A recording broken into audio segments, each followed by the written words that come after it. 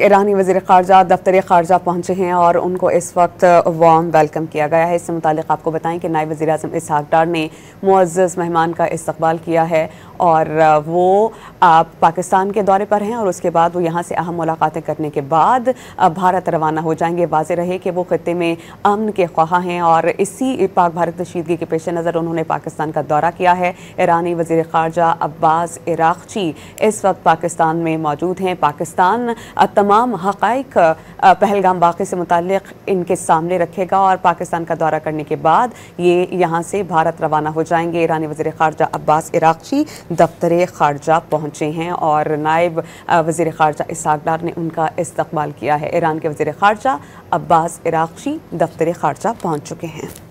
ईरानी वज़ीर ख़ारजा अब्बास इराक़ची इस वक्त पाकिस्तान में मौजूद हैं। पाकिस्तान तमाम हक़ाइक़ पहलगाम वाक़े से मुताल्लिक़ इनके सामने रखेगा और पाकिस्तान का दौरा करने के बाद ये यहाँ से भारत रवाना हो जाएंगे। ईरानी वज़ीर ख़ारजा अब्बास इराक़ची दफ्तर ख़ारजा पहुँचे हैं और नायब वज़ीर ख़ारजा इसहाक़ डार ने उनका इस्तक़बाल किया है। ईरान के वज़ीर ख़ारजा अब्बास इराक़ची दफ्तर ख़ारजा पहुँच चुके हैं।